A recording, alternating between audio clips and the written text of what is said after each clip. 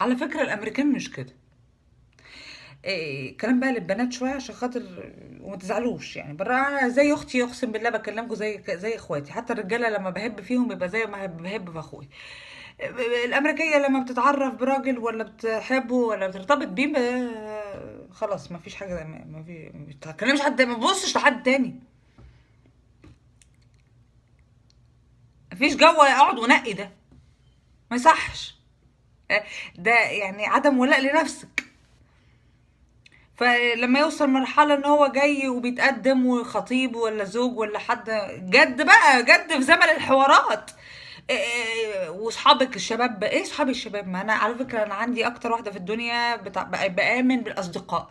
خدت خوازيق العالم كله من البنات، وكانوا اللي واقفين جنبي في حياتي صحابي الشباب، اللي ربوني على ايديهم الى حد ما برضو صحابي الشباب.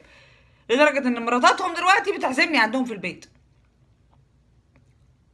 علاقات حميمة. اوكي.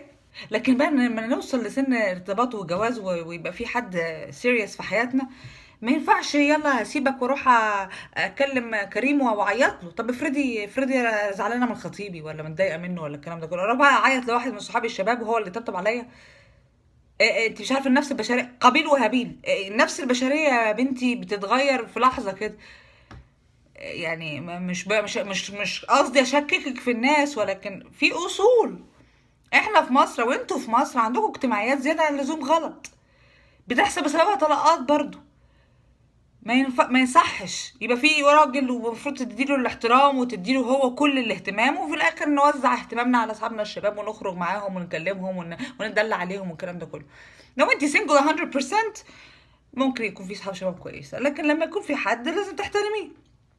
عملوا ستاديز عبيطة كده، اللي جابوا الراجل وسيم وسألوا نسبة وسامته 50%، وهو قاعد لوحده، حطوا حواليه شوية بنات قال لك لا 70%. احلو في نظرهم لما البنات بقى حواليه، ونفس الشيء للبنت. يشوفك صديقك ده يشوفك ارتبطتي خلاص وبتاع، تحلوي في نظره شيطان، وما تعرفيش ايه اللي في النفسية. يعني you can't guarantee it. ما فيش حاجة اسمها زي اخويا دي، ما فيش حاجة اسمها، مفيش حاجة اسمها زي اخويا. ما فيش. مستحيل. في حدود. يعني لما مجرد لو اتكلمت مع واحد بس لسه ما فيش حاجه حتى جد. لو في حد على التليفون من صحابي الشباب بتكلم معاهم بنقل خالص الموضوع ده. ولو حصل الجد بيختفي الموضوع ده. بتبقى ايه؟ يا الله يمسيه بالخير زميلي في الجامعه. بس ودي المصريه الامريكيه اللي عايشه بره حره. وجو صاحبي دي ايه ده؟ يعني ما هو انت كده، طب ما هو هتتجوزي ما هو ما بتشتكي ليه؟ طيب بقى ما العمليه باي بوي فريند. انا سبت مصر على خطيبي وجوزي. دي العلاقات اللي يعني اللي الواحد الاهالي ترضى بيها. واحنا في الخباثه بنتعرف ساكتين كده، ما نقولش لحد حتى بنقابلهم من غير ما حد يشوف وما نعلنش بقى عنهم. يعني ايه نعلن ده البوي فريند بتاعي وصور مع بعض وبوس وحضان وكل الحاجات دي؟ ما تعلنيش على الاقل. ده مش وضع طبيعي.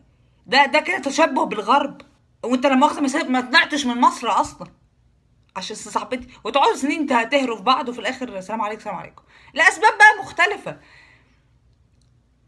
وتخليكوا شاكين في بعض وشاكين في اخلاق بعض وبعدين يعني سيكولوجيا برضو كل ما بتدي الراجل اكتر كل ما بيزهق ويقرف، يبقى عايز حاجه ما حدش قرب لها. ده طبيعي. كله كده. حتى هنا في امريكا يقول لك مصريه وعذراء، يعني انت حاجه كده كبيره، حاجه غاليه. اما الرجاله دايما عايزين كده، واحنا كمان كده عايزين كده، عايزين حد كده برضو راجل تقيل كده، مش اي واحده تهزه والكلام ده. طبيعي، النفس البشريه. يعني تشبه بالغرب، وبالتشبه بالغرب غلط. يعني لا عارفين تقولوا غرب ولا عارفين تقولوا شرق. إيه، طب اهاليكوا فين في الموضوع ده بقى؟ نرضيهم ازاي؟ ومش باللبس. ما ايام زمان تعالوا عماله اهريكوا افلام كلاسيكيه، بيلبسوا اخر شياكه واخر جمال وتالق وفي خروجات ديسنت جدا مع الاهالي وسهر مع الاهالي ويعني في كلم بابا وفي كده، وبيحب كلم بابا دي. مش طبعا مش هنرمي نفسنا، بس اللي هو لا، في راجل ورايا مش عايز مني حاجه، لازم في الصح. ولو عملت انت الغلط في زبونيتهم، في الستر وفي السكوت، في الخباثه، ما تقوليش لحد، ما تقوليش مش جو صاحبي، دي مش حلوه وما تطوليش فيها. بصي انت حره، يعني انا زي ما بقول لك، على فكره اختي انا ما كنتش بعمل معاها كده. انا اختي اقسم بالله جوزها لما شافها تاني يوم اتصل بيا، انا عايزه اتكلم مريم ليه الجواز، لو كان في غير كده لكن هيحصل له مصايب، وضربت كام واحد بسببها قبل كده. فما عنديش اصلا مع اخواتي البنات يعني انا بعاملك بهدوء اكتر من اخواتي البنات، بس الصح صح والغلط غلط. وبتقولها لك واحده مصريه امريكيه 20 سنه في امريكا، حره، فكري فيها. سلام.